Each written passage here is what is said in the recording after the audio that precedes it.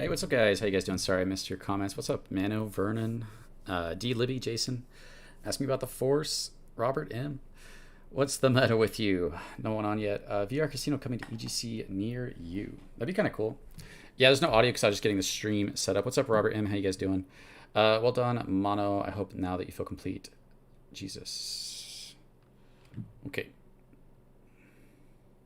No, there was no problem with the sound. I was just not talking. The problem with the sound was my voice wasn't creating it because I wasn't using it.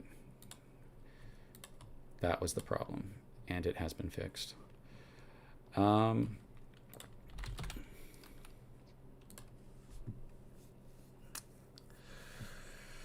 Just getting the stream going. I'll give people a chance on YouTube to check out this conversation. I'll be jumping into a Twitter space with Sam to talk about buyback and burn, to talk about the new meta problem from abstract problem. I don't know why I said problem.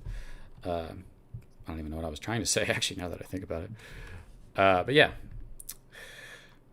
it's going to be fun, and I might end up turning making a video out of it. So we'll go ahead and let's switch this to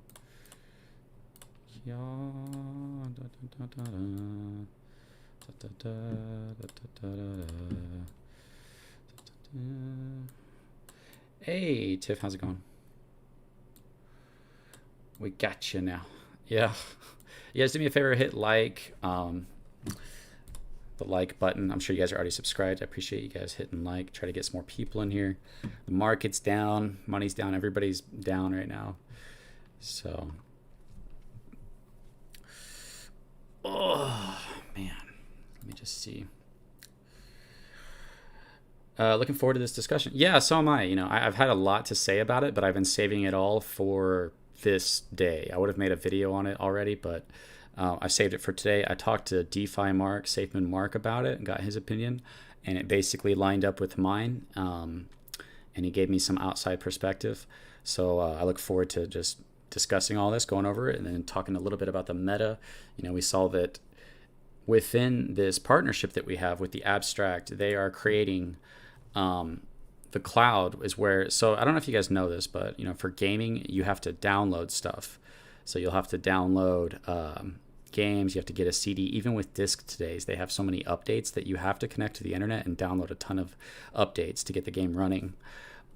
What has happened is there's something called Stadia, is a platform that they store all the games on the cloud. So once you pay for your subscription, you're able to play any of their games without downloading them.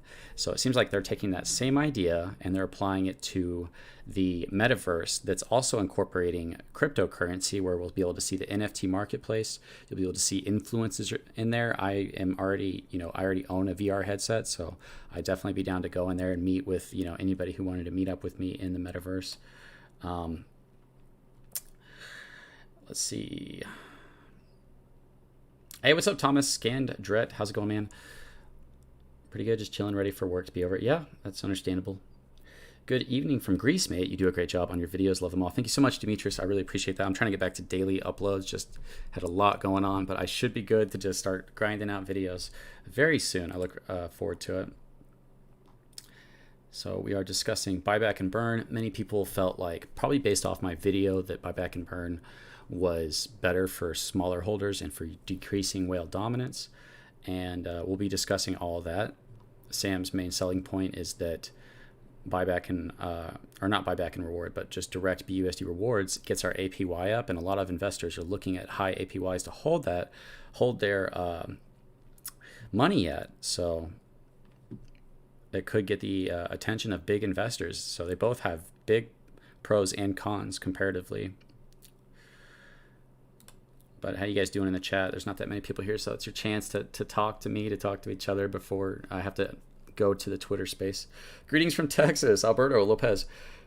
Thank you so much, man. I was just down in Texas. I was down in Dallas. Man, those are the Dallas drivers are the worst, most hostile, disrespectful drivers I've ever seen. I actually appreciate my drivers now, even though I didn't like them. By the way, loved the snow video. Nice.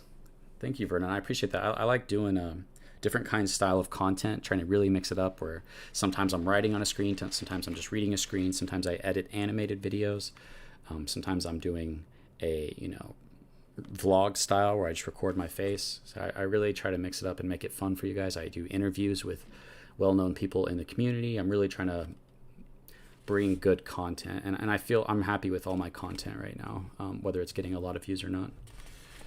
You won't be here for long? Okay, babe.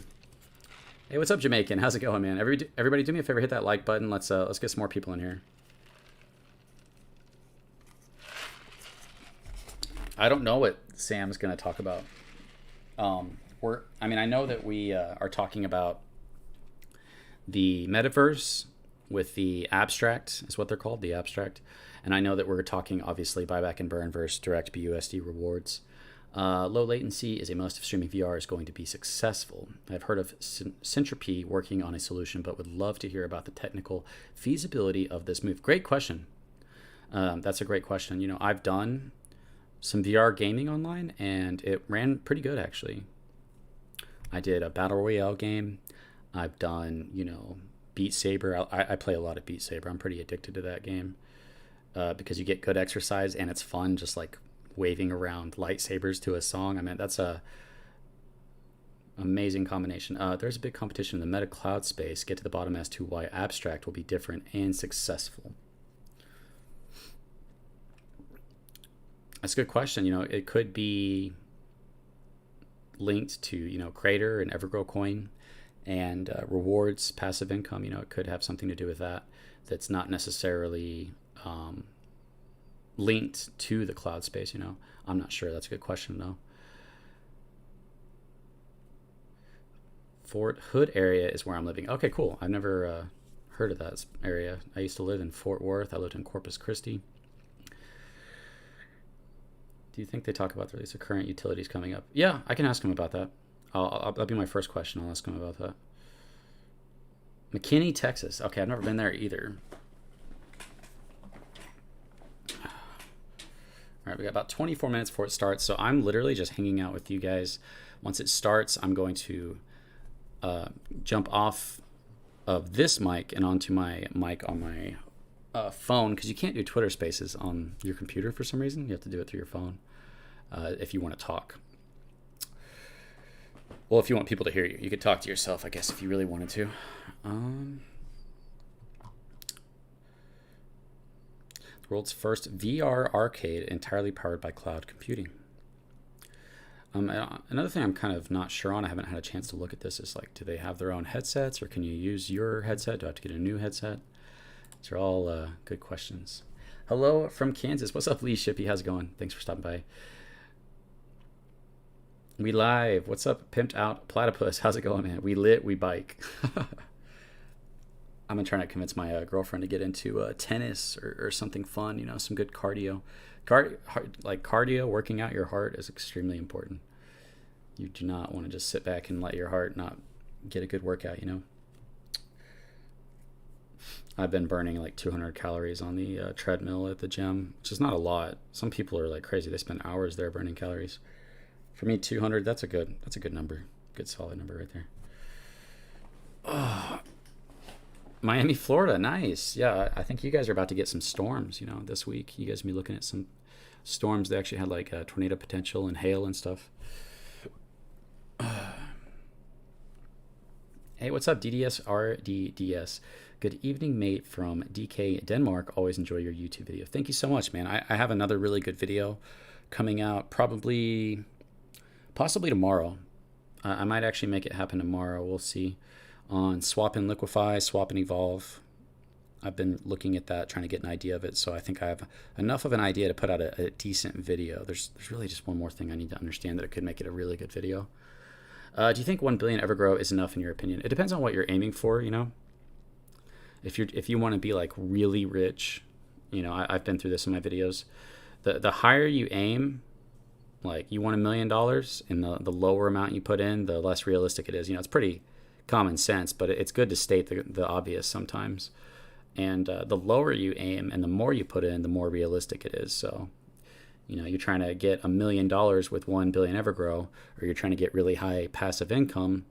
The more you put in, the more realistic it becomes, depending on your faith in the project, which is why in my videos I say you take your faith, your confidence, your belief in the project, take your financial capabilities, what you're able to do, take your goal.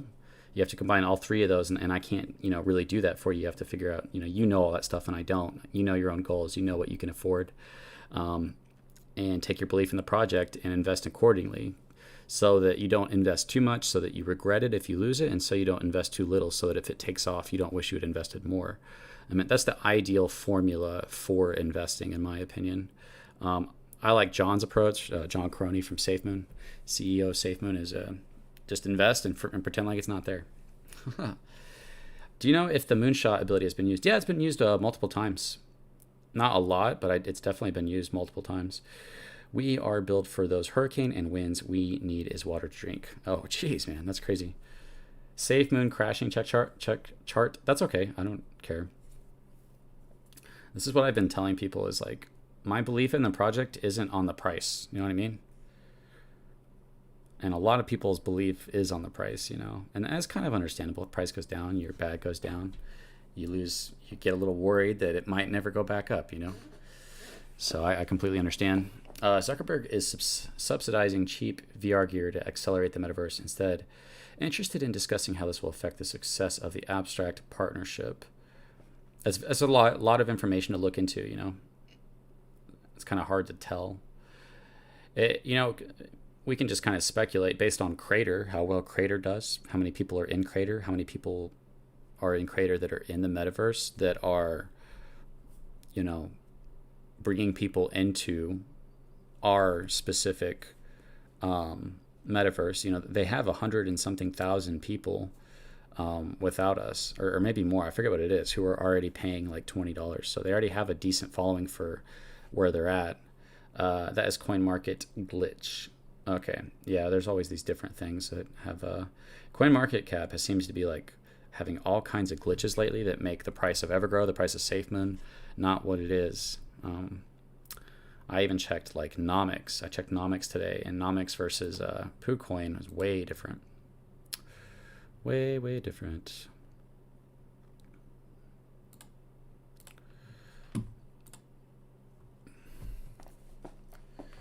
Any idea about the 20% swings in EGC the last couple of days? I don't know. You're right. I saw that. Maybe that's just that glitch. Oh, that's what he was responding to. Okay, yeah. That's interesting. Because to us, it looks like big like sells and buys, right? Crypto Rock says, it's just a general question. Evergrow doesn't seem to be growing very fast. Well, I meant it depends on your knowledge, That's your perspective of it. It doesn't seem to be growing fast comparatively to what? Compared to another crypto project that only has 6,000 holders. I don't know if you know, but if you go look at holders, Evergrow is doing really well just because the price is going down and people aren't growing as fast. You have to look at everything. If you want a realistic perspective, you have to look at Bitcoin. You have to look at BNB. We're related to BNB. BNB follows Bitcoin. On top of, we're working on our utilities. This is the time of consolidation before launch. People don't keep buying until the launch of utilities. Whales tend to sell right up until, big stuff starts to happen for some reason. I don't know why. So you have to have all that information because you're basing your perspective of growth based off of the information and opinions that you have. I think we're doing just fine. We're doing great.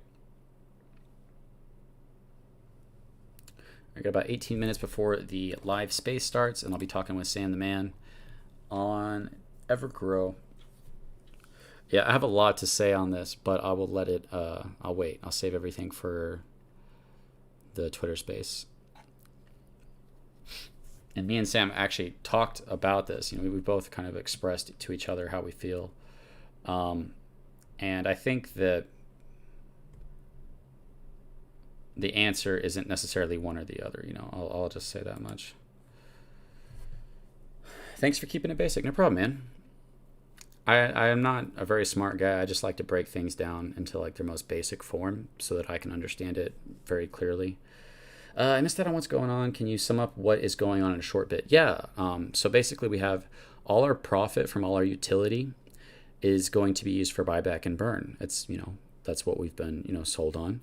And that's what's going to happen. But there's also other options to do different things with that money that could be more beneficial to the project than just buying back and burning. One of those options is 100% BUSD rewards. So basically, it makes it 12.5 times bigger than if you did straight rewards than if you did a buyback and burn.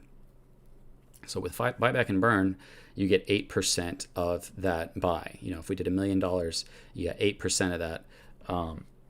That's 80,000 that goes to buyback and burn. If we did $1 million and we did direct BUSD rewards, that's $1 million going right to all the holders' hands, which is 12.5 times more, which gives us a better APY for investors that are looking into that. We're going to be discussing all this, and I was trying to save it for that, but in general, we're just talking the pros and cons of buyback and burn versus direct BUSD distribution.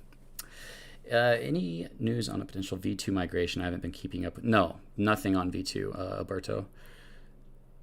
Our contract's good. We don't have any reason to do that as of right now. There's nothing. Nobody's even talking about possible V2 migration. All goes up these days. Gasoline, food, etc. Do you think it will delay the EGC project regarding several holders? One may not be able to catch the investors who only want to invest small amounts. I don't know. It's like nobody knows the market. And I tend to think that the opposite is the best thing to do. Everybody's afraid and thinks it's going to go down. It's probably going to go up. It's like when you invest in a project, it's always that project that you decide to put a little more into that tanks even harder, and then it's that project that you're like, I don't know, I'll put a little bit of money in, it's not much, and then it takes off and you're like, oh man. It's just rare that you just hit it just right? Where you invest a lot and that one really took off. That's what we're all aiming to do. But yeah, I think right now with the world and the news going on with Russia and cryptocurrency with Canada, because the truckers in Canada that were shutting down businesses and stuff are doing the protest, they resort to cryptocurrency. So cryptocurrency is showing major use case just by itself in these times outside of, what it's actually being tied to because it's decentralized. What would be interesting is if there was a way we could opt out of rewards, and in doing so, it burns the rewards.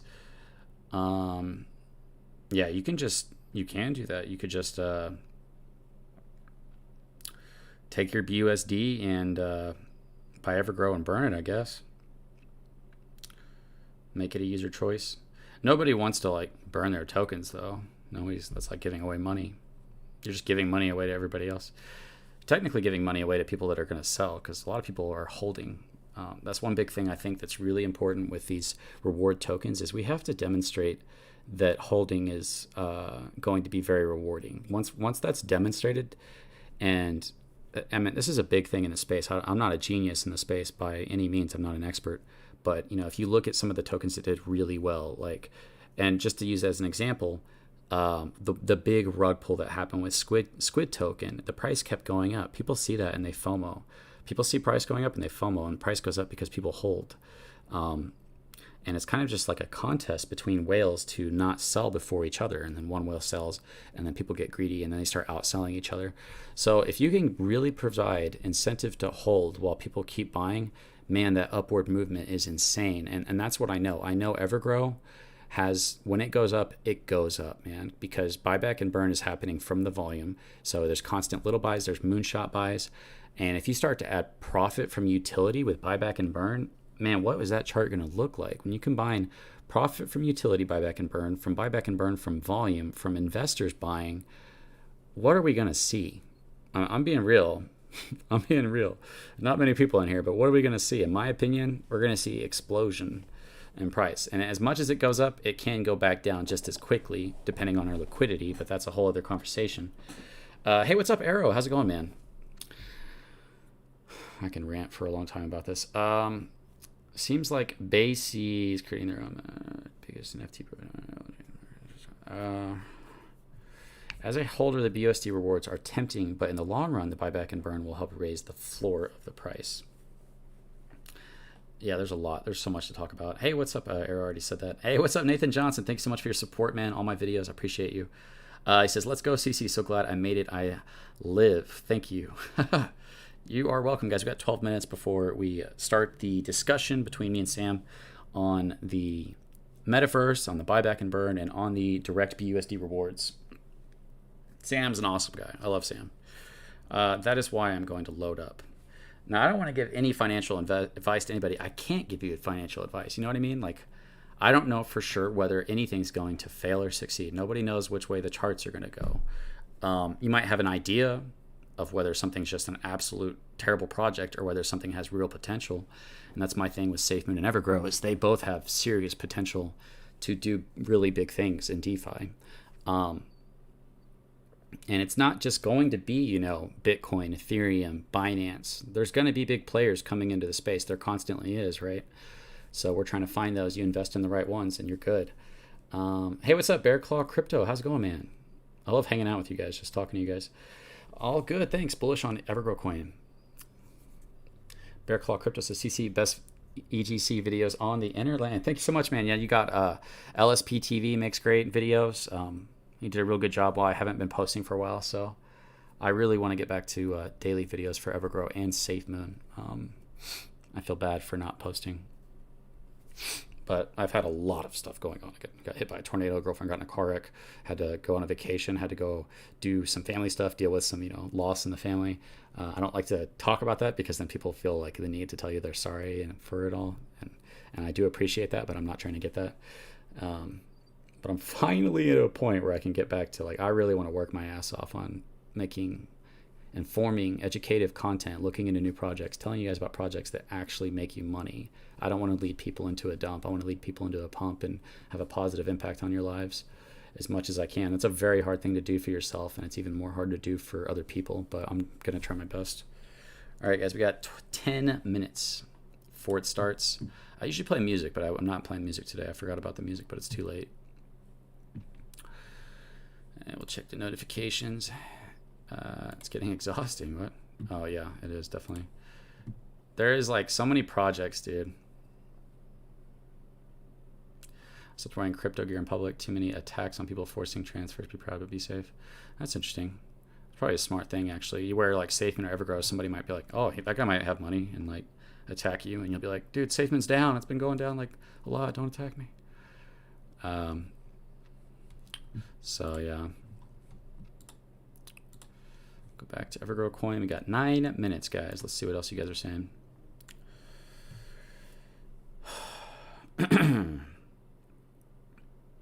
LOL, I meant to say I'm so glad I caught this live this time. Yeah, sorry, man. I tried to figure out what you're saying, but it's all right. We got the general gist of it.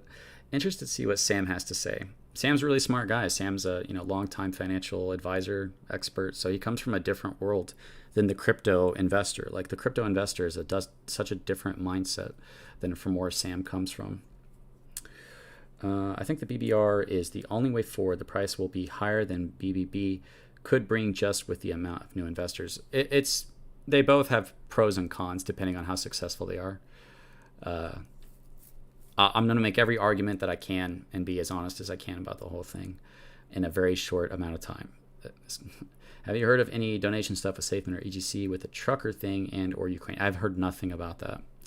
They try to stay out of politics, but kind of showed support for, Ukraine.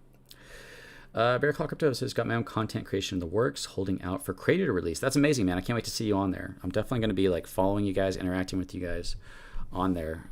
Try to show support back to you guys that support me. We got 8 minutes before it starts, guys. Everybody do me a favor, hit the like button. Just takes little click of the finger. It doesn't give me money. I wish every time you guys hit the like button, it gave me like even 50 cents. That'd be amazing. Imagine 50 cents. You don't get nothing for it. It's just that it might help show your video to more people. And that's not even that much. But you got to try, right? Bear Claw Crypto, what's good, bro? I see you. Hit and run hippo. But yeah, I mean, the main thing is like, at the end of the day, we're gambling. We're choosing places to hold our money in hopes that we can make more. And, you just take your belief in projects based on your financial abilities, your financial position. Make sure you're not going to regret spending too much, and that you're not going to regret not buying more. You have to find a balance there between yourself. And then you have to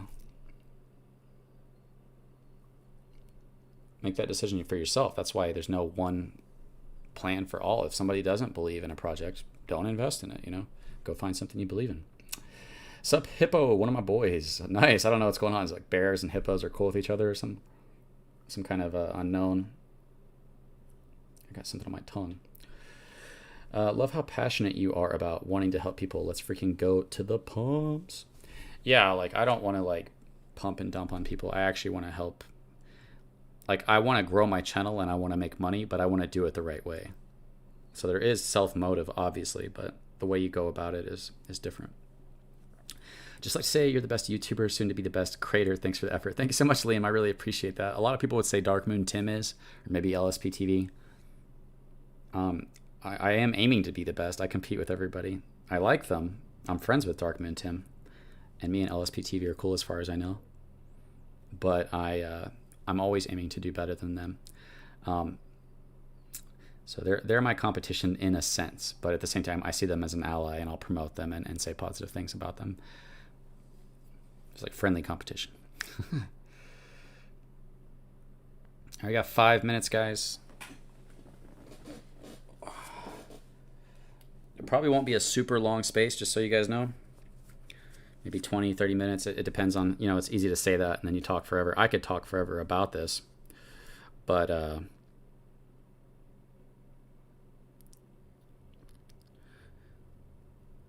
we're going to try to keep it a little short. I might make a video out of this, getting the highlights, getting the best parts, maybe even animating it for a video, Also, if you guys want to, the audio might be a little bit louder on the Twitter space. I've got my audio turned up all the way, and it still kind of comes through a little quiet.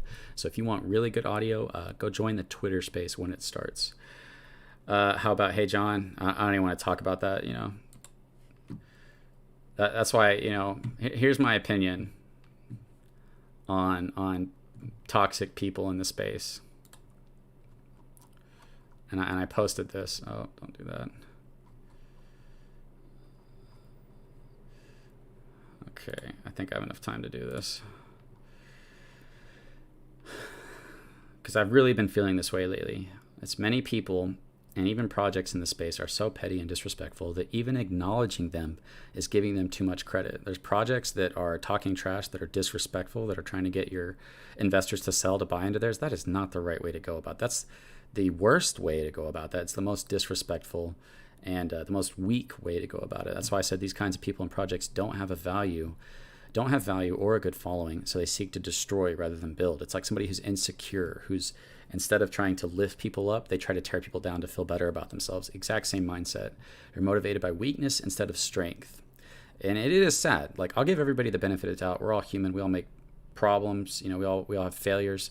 Everybody deserves to change, the chance to change. And I give everybody that. I don't want to condemn somebody because I'm just as human and just as capable of doing, wrong things.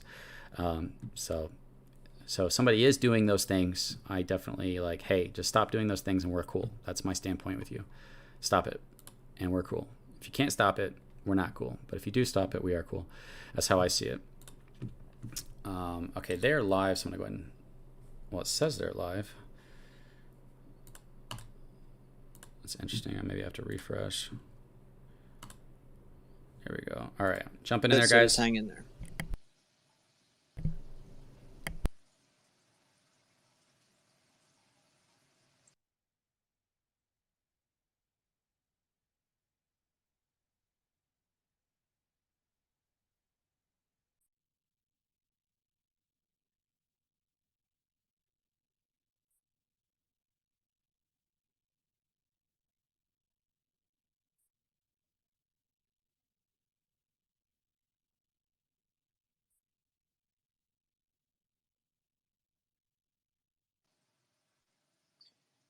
Hey everyone, Evergrow Paul here.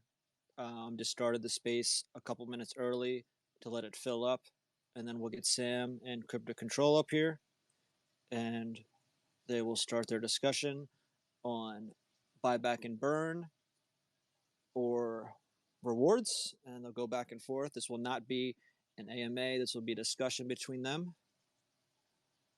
Hang on one second.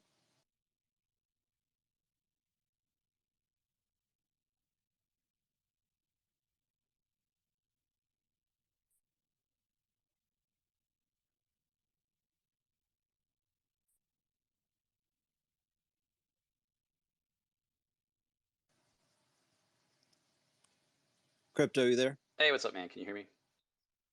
Yep, you're good to go. Let's wait on Sam, and we'll fill up a little bit, and then we'll get started. Sounds good. Everybody, do me a favor and like, share the space. Appreciate it. Are you streaming this on your YouTube as well? Yeah, I am, but it don't matter. That was just for like the people Yeah, that are on YouTube that might not be on Twitter, you know? gotcha. Yeah, everyone, if you can share the space on your Twitter feed so we can get as many people in here as we can, and let everyone know that we're starting. Uh, Waiting on Sam. We're still going to wait a couple minutes also for it to fill up. Just letting you know. This will not be an AMA. This is going to be a discussion between Crypto Control and Sam.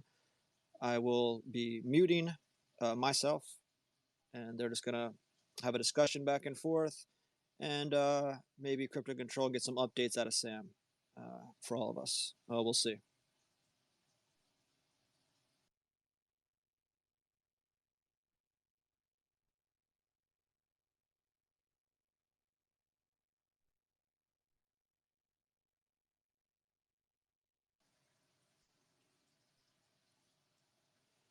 Can we get Sam mic check? Hey, I hope this. All right, there he is. Let me know if you can hear me loud and clear, because I think on the last couple of spaces, people were complaining that my volume was a little bit low. Yeah, you're fine on my end. I will check on YouTube. Cool. I don't know why. I'm just using my AirPods as always, but they just seem to have stopped working, so I'm just straight into the iPhone. So I'll do my best to keep my head still. Well, I get very animated. I like to walk around the room, but I have to keep myself seated for this one. Well, you might have to with Crypto Control. Throwing questions at you, and you guys going back and forth in this bout, this heavyweight bout, going back and forth. Exactly. That's what people expect, but it's not. Exactly. So it's up to you when you want to get started. He's here, and I can mute myself. Yeah, well, we're recording it. Crypto Control is going to sort of edit it together, I think, into a highlights video. So I'm happy to get started. So as Paul explained, it's just going to be a conversation. We're going to obviously talk about this idea that's been floated recently that everybody's talking about. But listen, let's Crypto Control introduce everything, as it's his channel. Okay. Hey, real quick, are we recording this on Twitter in case my stream gets messed up? Yes, I have it recorded. Okay, awesome. Yes. Perfect. Okay. What's up, Sam? So yeah, I guess we're just here to just discuss buyback and burn versus direct BUSD rewards, and everybody's been talking about it. I guess I was actually wanting to start with first question. One of my viewers wanted to know this is how are we going to, like, what exactly is going to be generating the profit from the utilities? Okay, that's a good question. So we're going to have. Let's talk about the 5 utilities that we're aware of so far. So the wallet. Obviously, there's going to be listing fees for people to get on the wallet, and obviously within the wallet there'll be swap as well, which can generate fees. The exchange, again, we're going to offer listing packages on the exchange. This isn't going to be using pancake swap liquidity. So projects, obviously, just as you know, any decentralized exchange actually wants to generate some fees. Projects have to provide their own liquidity for us to be able to charge fees. Obviously, there'll be listing fees and the exchange fees. Let's say we get 1%. We'll talk about this actually with the devs today, that we need to keep the charging flexible so that we could potentially turn off fees for, say, a week for a promotion, or keep an eye on them, balance them out. So effectively, we would get a small fee from every single trade on the exchange. Obviously, we want to keep it competitive, keep it low price, so volume is going to be really important. Again, as everything we're building is going to be a standalone utility, this isn't going to be called, Evergrow Exchange. It's going to be an exchange, a standalone business, like everything we're building. So obviously, people were sort of thinking, do we use Evergrow Coin as the native token? Do we create a native token? We have flexibility with those things, but the truth is it would actually make more sense for us just to receive BNB. that means there's no conversion event. There's no requirement to actually sell Evergrow Coin for rewards. So we can just literally generate, dollars or BNB that we can then use directly. Crater, several potential revenue streams. Ultimately, advertising. I know everyone wants that to be as subtle as possible. You can have sort of promoted content and things like that as well. Obviously, commissions on tips and subscriptions. I think there's something to talk about with Crater. Crater is such a huge project, and it has the ability to, be this ridiculous global business. So everyone's always going to be asking, how can you guys, like, running all these utilities, keep on top of all this stuff? And the simple answer is, we would get to a point with something like Crater where we would go into a partnership very happily with a global player, with a company that has the infrastructure. There might end up being 1,000, 2,000 people working for Crater, just because it's so unique in what it's doing. So then we would have like deals slightly different to generate revenue. It wouldn't be so direct. It would be through this sort of global company, in a partnership. But obviously, we'd have to go through all those details with the community before we decided anything. NFT marketplace, again, just through selling fees, and also there'd be like future sell-on fees. So with NFTs, you can actually sort of put in a future sell-on fee, where, let's say, somebody bought an NFT for $100, and then in 3 years' time it was worth $5,000. We could actually get a fee from that future sale as well. So there's NFT marketplace there. Obviously, the game, we don't really talk about the game a lot. I did mention the other day that of all the utilities, that one is the one that's actually genuinely delayed. We do have the story, the design for the more basic P2E game that everyone's expecting. But obviously now we've let the cat out of the bag with the virtual reality gaming. The relationship there is opening us up to major games developers and virtual reality space. So that's where the game is going to have to be a much bigger conversation now. So we will still release that sort of addictive play to earn game where we can generate some money from it. But the game now has potential to be on a much greater scale than we've sort of imagined so far, thanks to this partnership. So those are the sort of current utilities, and how each of them will generate some income for either buyback, burn, or direct rewards.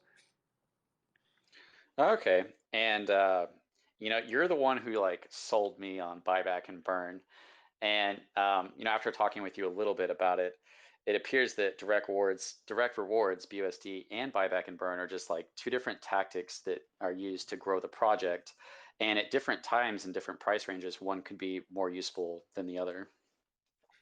Yeah, no, exactly. I mean, look, I'll be completely honest. It was not something we'd actually really thought of. There's a guy. Sorry, I apologize. I can't remember his name. He brought it up with me a couple of months ago, and we actually flat out rejected it. And then we had some other people ask us about it, and then we started thinking about it. So for anyone like listening in who doesn't really know what we're talking about, when we generate revenue, the original plan was to use that revenue for buyback and burn, where we go into the open market, we buy Evergrow Coin, which would create green candles, which would also create rewards from the volume. So obviously, 8% of every Evergrow purchased gets redistributed between all the holders as US dollars. So Binance US dollars. So that's buyback and burn, and then we would burn those tokens, so it reduces the overall supply of Evergrow Coin, which in itself means that if you're receiving rewards and there's less Evergrow Coin out there, you'll actually get slightly more rewards each time we burn tokens. I mean, obviously it's negligible at this stage, but as the burn increases, so that's the one option. And then on the other side, these suggestions that were kind of filtering down to us, and we had to start taking note of them, were what if we made $1 million, in X amount of time, and we sent that $1 million direct to the wallet that is used to distribute rewards. So we don't buy Evergrow Coin, where 8% would end up being distributed as rewards. We just send it direct to the rewards wallet, and all $1 million gets distributed as rewards, rather than $80,000, which is what you would get as rewards in the current situation. So this is the debate that's opened up, and as I suspect we'll push through into this conversation. I've chatting to Crypto Control, like he's made so many great videos on buyback and burn. It's obviously a big advocate for it. So we thought it'd be nice to have this conversation, to really give some balance for both sides, so everyone out there can listen. Because I think, Crypto Control, you'd admit to being big on the buyback and burn side. Is that right? Yeah, I still am. Yeah. Of course, yeah, and this is why it's nice for us to have this conversation. I mean, I'm just playing devil's advocate on this. Ultimately, my probably personal opinion on this is it'd be nice to do a blend of the two. I mean, let's dig into it. Let me know what you want to ask, like specifically on the mechanisms and the advantages, and we can dig into it and let everyone come to their own conclusions. Yeah, and I guess I could just kind of, talk about my perspective of it, and then maybe you could, counter, which is that, and we've talked a little bit, and I've actually talked to other people about it. But from a standpoint with buyback and burn, I mean, this is amazing. This is something huge. I can't wait to see what this looks like. Millions of dollars going towards buying a token and burning those tokens. And I've talked to a very smart guy named SafeMoon Mark, or DeFi Mark now, and he says those are the two best things you can do for the price. It decreases the supply. It increases your rewards. It allows whales to sell. The whales that are selling, some whales are holding for passive income, and we don't have a whale problem, but whale selling is just going to happen with any project. And it's nice to work through that at a healthy rate, which will allow for our price to go up. So, on the flip side, if we did, I think it's like 12.5 times more instead of buying and burning, because if you buy and burn $1 million, $80,000 of that is going to BUSD rewards. Whereas if you did the whole thing, it would be $1 million, which is 12.5 times more. So that could lead to people seeing a high APY and possibly bringing in big investors. And I think that if that did happen, that would probably be more advantageous than buyback and burn, if that happened. Yeah, I mean, and you've kind of nailed it there. I think there's a lot of talk of whale dominance, and it's true actually. I think we saw even this week that a whale can just knock us for six, like in 2 minutes. Like we saw this whale dump, I think it was about nearly 400K in one go, massive red candle. This was like a day or two ago. Obviously, it generated a lot of rewards, and then that's fully recovered. But as a project, we actually have, ironically, we have very low whale dominance. But I think because we are such a big project compared to a lot of projects out there, there's our whales hold like $1 million or more, whereas whales in other projects, they might be a whale because they hold $50,000. So I think it just looks a lot more dramatic, with our project. But I think someone sent me some calculations the other day that we only have like effectively about 60 whales, where other projects might have 200 or 300 whales. So the whale argument is interesting, because if we look at it on the other side, so you're obviously saying that you think buyback and burn might help with the whale problem, but if we suddenly started generating high APY, okay, so for anyone who doesn't know what we mean by APY, that's basically your yield. So if you invested $100 and every year you were making $50 in BUSD rewards, that would mean you had a 50% yield. Okay, so when we say APY, that's what we mean. So if it's a 50% yield, it means you're making half your money back every year in rewards, and that's like half the money that you invested. So at the point of investment. So if we had, let's say we've got a few whales still sat on $1 million or more. Let's say you're a whale with $1 million, okay?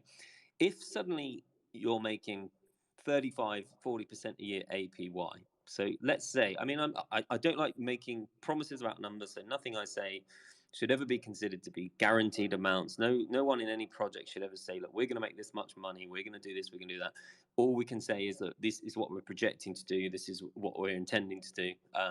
So I want to make that clear. But let's say we were making 40% yield and a whale was making $400,000 a year with their $1 million holding. They're not going to sell that holding ever. Okay, so I think that in itself takes care of the whale problem. Whereas what we may see for the next few months while these whales are clearing out, because we've cleared out an awful lot of whales. I know it's been painful, but during this painful few months since November, when the market started falling, we have cleared out an awful lot of whales. And I said, relatively to other projects, we have a lot less whales, but because our whales hold $1 million, it just looks more dramatic. I think a whale is actually as likely to sell if the price goes up than, I think probably more likely to sell if the price goes up and the rewards aren't high. If the rewards are high and the price is going up, then no one's going anywhere. But let's say the price just goes up, but the rewards stay low. That might be when we see those whales do those big dumps. It goes up 15, 20%, a whale dumps, pulls it down 10%, then the process keeps happening. That's actually pretty good for long-term investors if it keeps going up and down in this whipsaw motion, because it just keeps generating those rewards for the people who are in this for the long term. So that's where I think it's, there's ways to look at it from both sides, and I think that's the importance of the debate. I don't think there is going to ultimately be a right or wrong answer as we come out of this, but for me, look, I'm obviously not going to ever sell my tokens. That's not how we agreed to run it, with effectively the fact that we're getting paid our salaries from the tokens that have been assigned to us, etc. But those, I would say, a whale with $1 million making several $100,000 a year is not going to sell, almost guaranteed. And that's the quickest way to get to that would be through directly paying 100% of that revenue as rewards. Yeah, that's a really good point to make. I think that, and I was just talking about this to my YouTube audience, that if we can actually provide real passive income, it really will incentivize people to hold. And a lot of projects that really take off are when people hold. It's when the selling stops that people stop FOMOing in as much. And with the I forgot what I was going to say, but yeah. Well, you get to edit the video, so it doesn't matter too much. No, I'm keeping this part in. This is going to be a long pause. Is this a bloopers for the bloopers reel?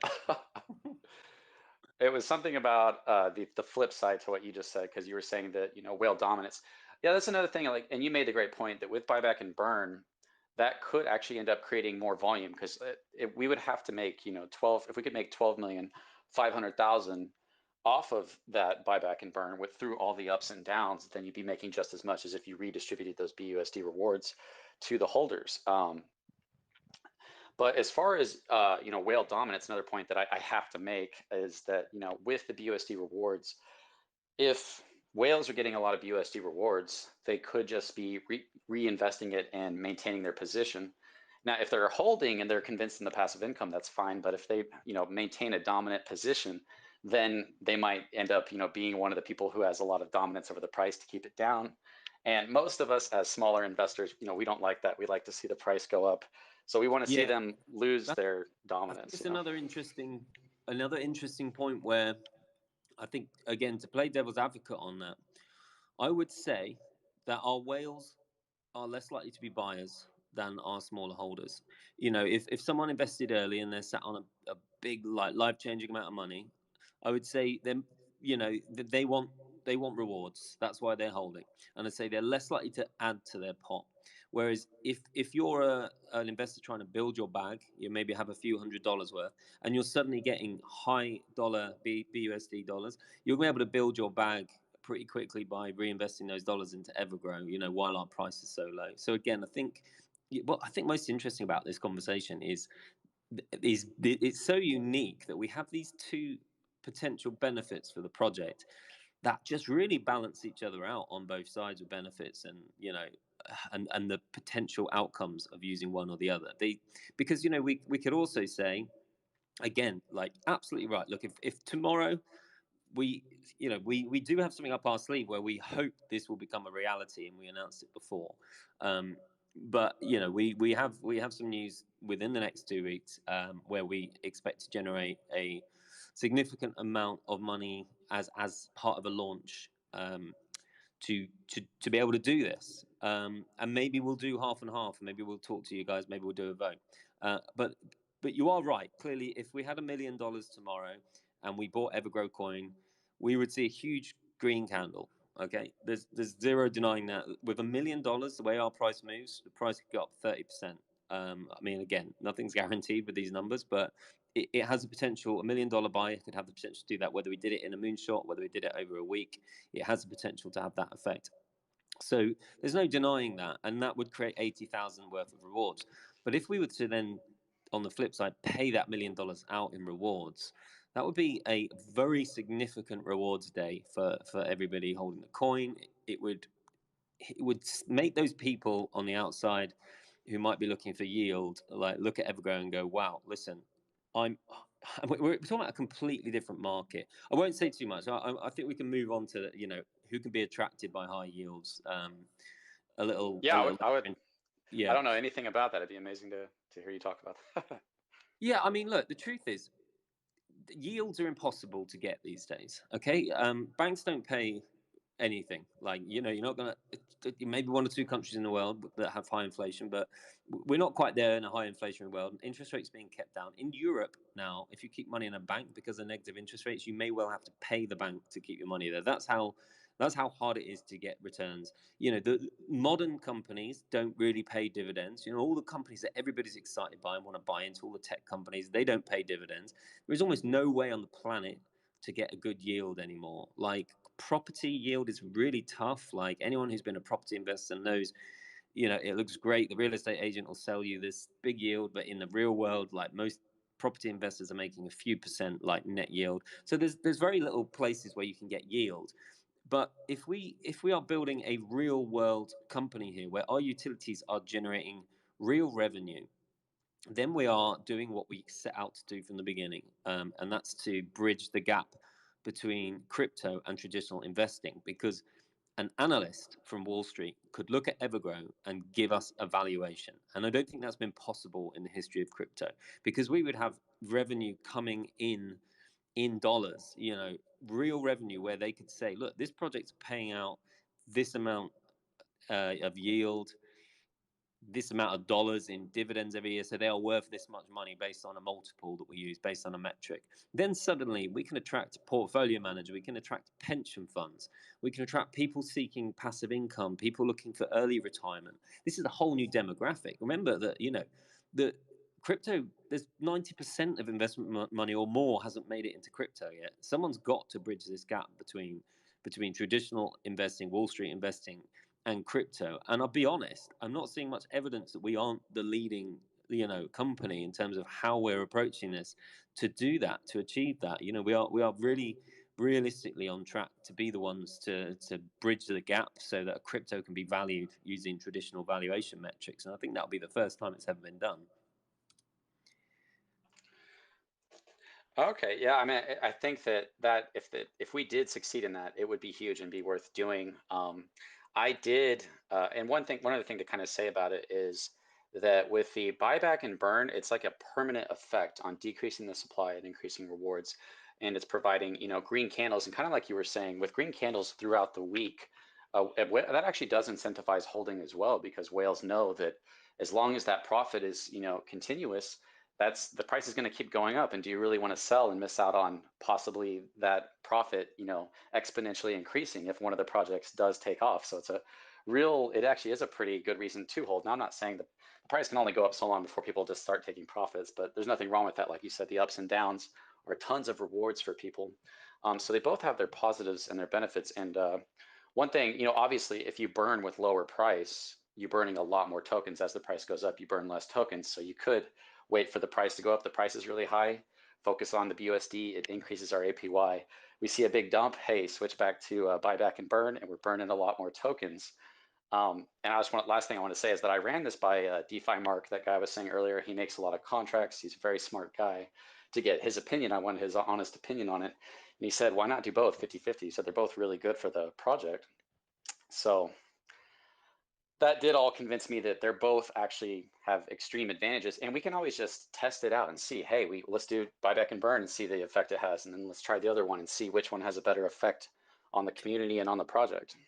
Exactly. And I think the other thing is this doesn't have to be an either or debate. It doesn't have, nothing needs to be set in stone. This is a strategic thing that can be done according to the benefit. And I think what you said there is really interesting. It's like, we can use it to support the price when needed, as you say. If there's been a whale selling, for example, we could actually use it then strategically support the price up to certain points. You know, I'm someone who studied technical analysis for a number of years, charting and things like that, and that can come into play. We have to be careful how we do that.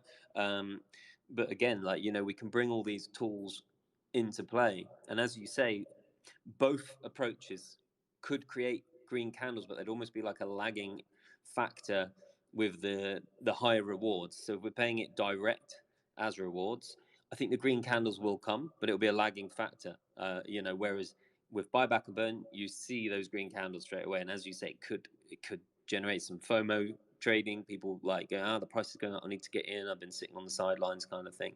I think actually the yield thing might be deemed to be like a more mature approach to investing. You could say that people who consider yield are maybe, you know, thinking longer term, whereas people who just consider straight growth, again, they might just be trying to get to a certain price point and sell. Whereas people who are really focused on yield do not want to sell ever. I mean, that's, you know, as a yield investor, the idea is you build your bag and you keep it and you never work again. Like that's the perfect scenario. So I think it could actually define the difference between long and short term investors. Yeah, and if I could point, like one more thing out about that is that a lot of people, they don't actually pay attention to APY. It'd be hard to, you have to follow every buy and sell you made and look at the volume. They're kind of just sold on what I've learned, which is, the tokenomics and the burning through the supply increases our rewards. We're at like 170 right now. And, that dramatically goes up if we got down to 25 trillion supply. Obviously, that would take insane volume to happen.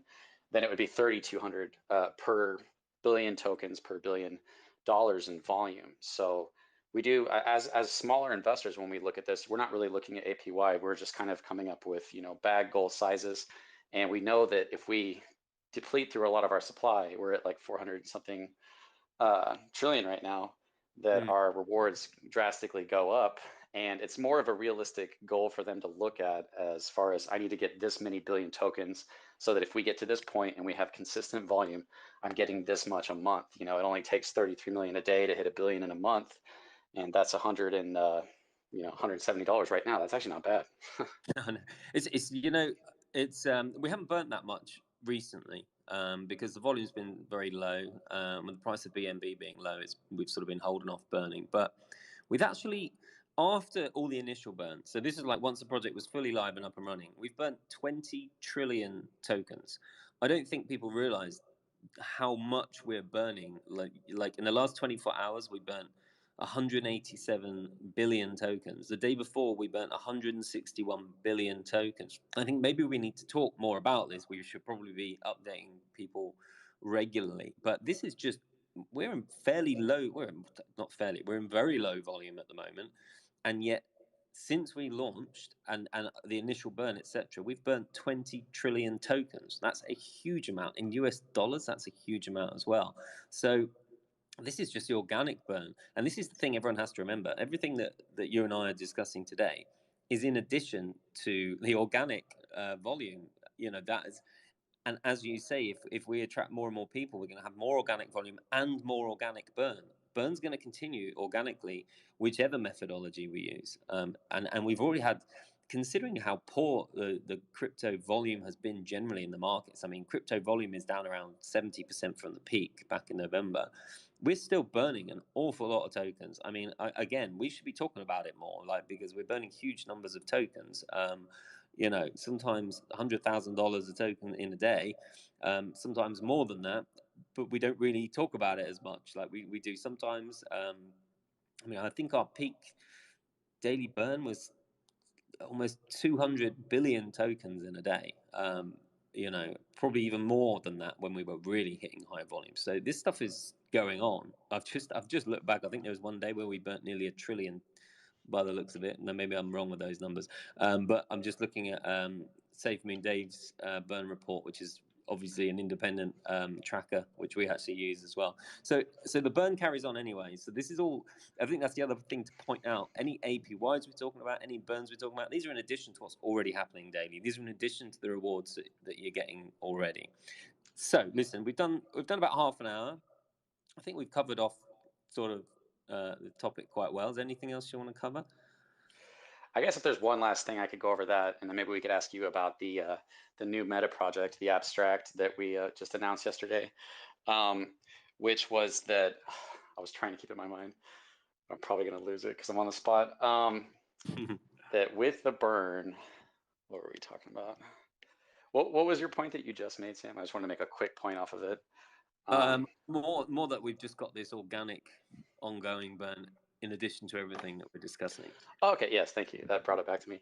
So I think that, most investors are actually down for the rewards, actually doing just that. They just want to burn through the supply a decent amount to get their rewards up. And I think that, like you said, hey, doing buyback and burn here when the price is low gives us green candles, puts the price back up, and it burns through a lot more tokens when you do that when it's low. So it's a lot more better to do when it's low. And I think for the most part, people are down for that. They just want to burn through a lot of the supply because that increases the amount that we're getting for the regular volume per however many tokens you hold. Exactly.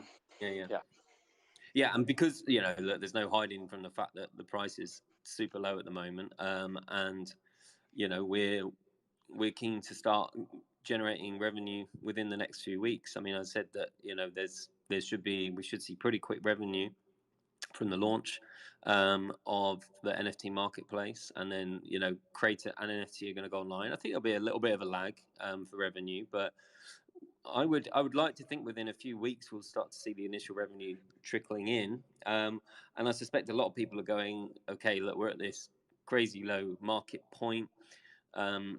Seems to be a good place to get tokens, and also seems to be a great place to use buyback and burn. So again, you're right on that side. We could, $1 million would get rid of a lot more tokens today than it would if and when. Again, I don't want to give investment advice or projections that are too specific, but if and when we get back over $1 billion market cap, obviously $1 million will do a lot less. So people are definitely right with that argument that while the price is low and we have cash dollars, we can burn significant numbers of tokens, and we will always consider that. We will consider those numbers. Oh, Sam, I got one more question for you. Okay. Have you ever played VR, or have you been in the metaverse at all? Very, very little. Like, I've done it at sort of trade shows and things like this. So we can just touch on. I don't want to go on too long tonight, but we can just touch on the announcement yesterday. If you've got anything you want to ask about it. I'm actually real big into like Metaverse. I do like Beat Saber. I'm pretty into it, so I'll definitely be jumping into that marketplace on Creator and being one of those content creators that you can interact with in the Metaverse. That's going to be really exciting. I love VR. If you haven't done it, there's no experience like it because when you move your head, it moves just like it does in real life. So you feel like you're there. That's why you have all these videos online of people jumping into walls and stuff because the brain convinces them that they're actually there. So it's amazing. Yeah, it's becoming so accessible now, and I think what objective reality are doing, and I don't think people again necessarily quite get the scope of this, is they're doing all this via cloud, and it's going to open it up. There are 40 million odd people already out there with VR headsets, but there's nobody doing this approach. So we're going to be very, very early to market, but. So look, I was actually talking to Colin today, who runs Objective Reality. So what we want to do is evolve the 2D ecosystem into the virtual reality, the abstract, okay, which is a metaverse application, effectively. I mean, I think metaverse is one of those sayings like Web3 that means different things to different people, but for the sake of this is like going into a virtual 3D world where you can interact, socialize, do things. That's what we're talking about when we talk about metaverse. So we're gonna look to roll out our elements ASAP.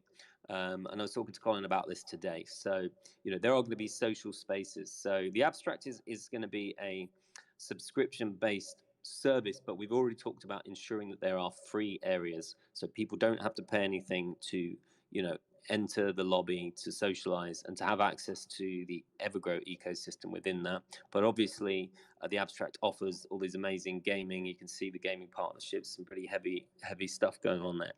It's going to offer people to go into these virtual reality arcades and do gaming, people around the world in the virtual world with the headsets. But from a creator point of view, I think the first thing that we will see, because the space has already sort of been conceptualized and designed, is our NFT marketplace moving into a virtual gallery. So you'll be able to walk around, have NFTs on plinths or hung on the wall like paintings, be able to browse, flip through things. Well, the other thing I want to say is that although obviously the best experience will come via a VR headset, we also need to ensure that there's no barriers to entry. So you will be able to have this experience, effectively through a mobile device or a desktop computer, but it's obviously not going to be immersive like the 3D thing. So you can still sort of enter the space and navigate around, but it's not going to be immersive. I think that's an important thing to say. Like, if you want to enjoy this, the first NFT virtual gallery in the world, you don't have to have a headset, is what I'm saying. So we don't want it. We want to make it clear. Obviously, we have to build out the infrastructure for it, but we're looking to move into this. There's going to be separate devs working on this in parallel to everything else. We've got multiple things under development at the moment, and then we're going to obviously again creator is the biggest thing to move into this world. So we're going to do the things that are a little easier first, just to sort of gently move into it. But I think it's going to be, first and foremost, I think it's just going to be a really cool experience. And again, it'll be something that we're pretty confident we're going to get first to market on, is to be able to go into that virtual NFT gallery. And even just for the novelty factor, there's lots of NFT marketplaces out there, but who's going to be able to say, listen, guys, you can walk around ours like you're in a museum or an art gallery? We can say that. And look, if there's 3 or 4 NFT marketplaces and they're all charging the same fees and a lot of them have the same NFTs available, I actually think the one that offers the most enjoyable experience may well do very well. And that's why we're really keen to get this option in place ASAP. One thing I noticed about them, if I'm understanding it right, was that they have the cloud, and there's something called Stadia, so that you don't have to download any games, because downloading takes up a lot of space, or you need the CD. Even if you buy the CD today, there's tons of updates, so you have to download it. I doubt you're a gamer, but with this, everything is just you pay for it and it's ready to go because it's all in the cloud, so you don't actually have to download anything. Exactly. And again, this is where it all needs to be. And this is where we're going to be very, very early movers. And this is the credit here is down to objective reality. They've run these bricks and mortar stores, for years doing this stuff. They know what users want. They've had this great vision.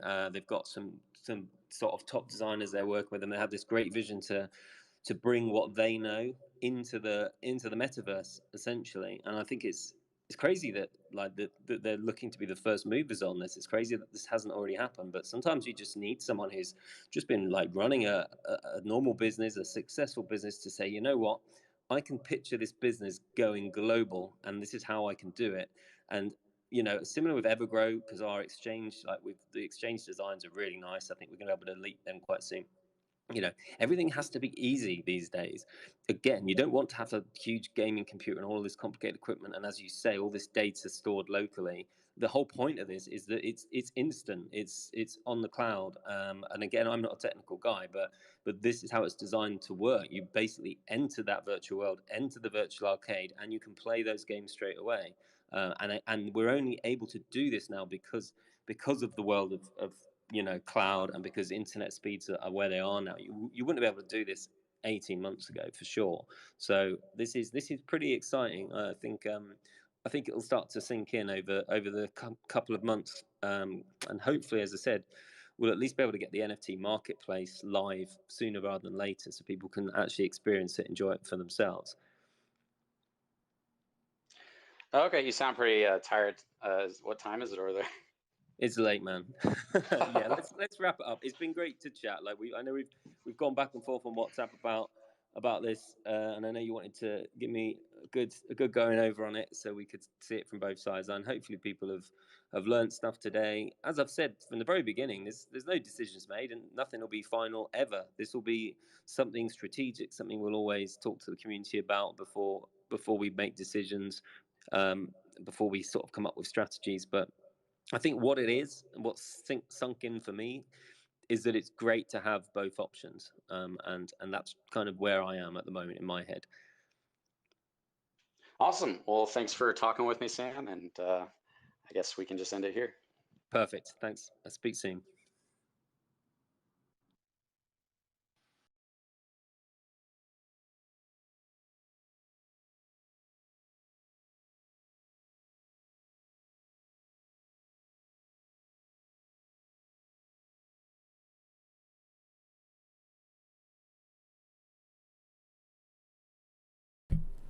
All right, guys, I am back. I'm probably going to end the stream soon. I'll talk to you guys real quick. To my viewers, I love you guys. Thanks so much for being here. Thanks to everybody who hit the like button. Let me know real quick, what did you guys think? Did you feel like there was something that I didn't ask or a point that wasn't made?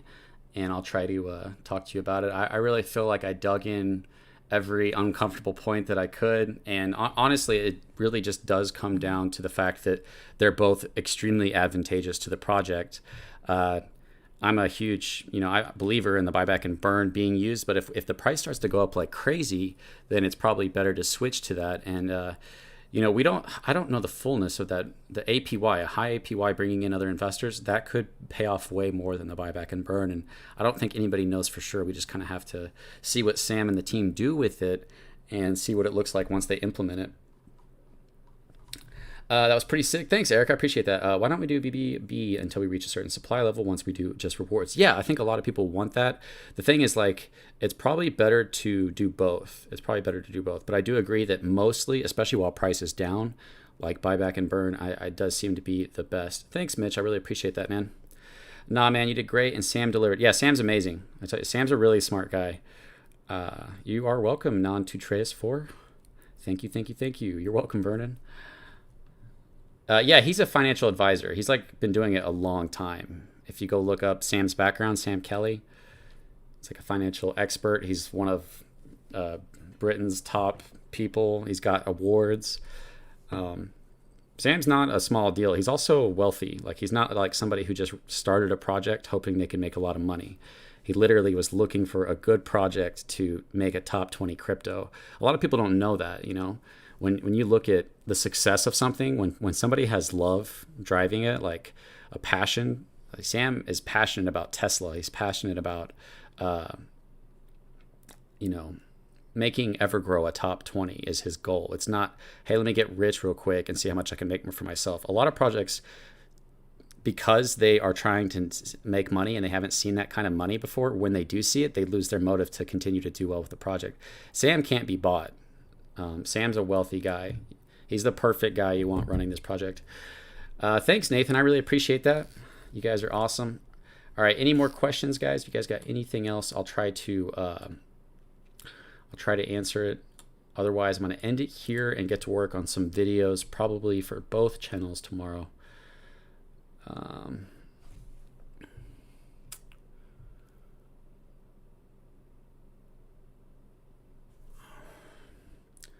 Just reading through some of your guys' comments for a second.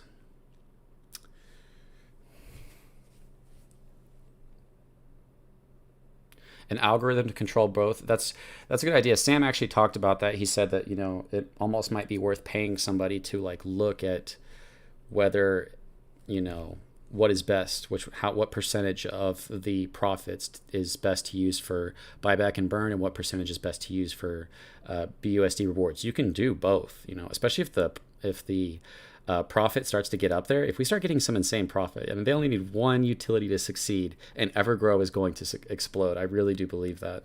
One utility to get consistent profit that goes back into the project, we have to blow up. And I'm excited. I cringe every time Crypto Control says DeFi Mark. That kid's trash, talking a lot of people's money stolen. Yeah, he didn't steal anything. I mean, you don't know the context. He made a contract. He told people don't buy it. I just did this for fun. It was in the middle of being audited, and then he found out an exploit, so he told everybody to get out, and then it got scammed. And now he's literally paying back with his own money, paying back the Surge Fund. So it's okay if you didn't know that, but yeah, Mark's a great guy. Everything that I know, I learned from Mark. So if you think I'm smart, which I'm not, I learned it from Mark. Let's see. They're both good, but it's almost like a prediction game now. How will current holders and new investors react? I'm all for buyback and burn right now, but I'm also okay to experiment strategically. Yeah, Eric, I think the team will do that. They want their project to succeed. Dr. Death is for sale. Okay. God bless everyone. Thank you, Mitch. I really appreciate that, man. Did you see SafeMoon drop while doing this? Wasn't sure. That's why you lost. You thought there. You did good overall, bro. Oh, no, yeah, it's just being on the spot and like I'm trying to like be like, oh, I need to make this point. Don't lose it. Don't lose it. And when you think like that, that's when you lose your point. You're awesome. All your hard work is appreciated greatly. Thank you. Thank you. Thank you. Sam is the man. Good night and God bless. Thank you, Thomas. I really appreciate that. Have a good one, bro. Did you say the buyback and burn will continue with the token? The profits would be where the direct rewards would be. I'm not. No. Okay. So yeah, buyback and burn and profits already happen from the 14% crypto. It's like 2% goes to buyback and burn. Whenever you buy Evergrow, it's a 14% fee you pay. 8% goes to BUSD rewards and 2% goes to buyback and burn. So that's already happening. We're talking about profit from an outside utility being used for both those things. So it's an outside source of income, and that's what makes these projects succeed. What about an option that would reinvest your rewards while you sleep? There are projects that look at that. I don't think Evergrow is going to be looking at that. Hit that like button. Thanks so much, guys. You guys are awesome. I'll probably try to take the best parts of this, edit it down, and put it in a video. So for anybody who missed it, or if you guys just want to check it out again, there was a lot of good info in there. Okay, maybe something to keep the whales from being so influential and price dropping. Well, really what we need, Vernal, is liquidity that would affect that. The higher liquidity we have, the less impact the sell-offs have on the price. So, yeah. I wonder why we haven't launched a project yet, but we're already looking to change the plan. I'd like to see the burn happen before we discuss changing. It's not changing the plan. It's just looking at options. That's Everett Wood. It's like if you're doing something new, you don't stick with one thing and say this is it. You're always, just even in life, you're always exploring to see what can you do better. What different options do you have? Can you save time by driving this way? What if, that's just how life works. To act like, that isn't part of the plan.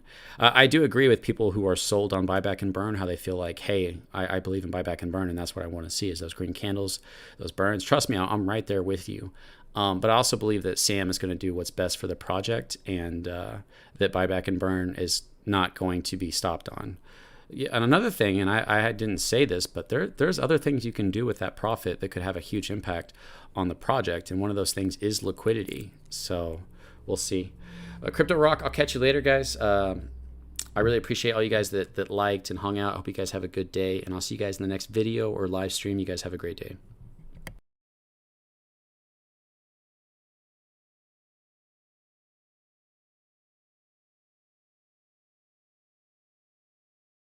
I love you too, Alex. All right, I'll catch you guys later. You guys have a good one.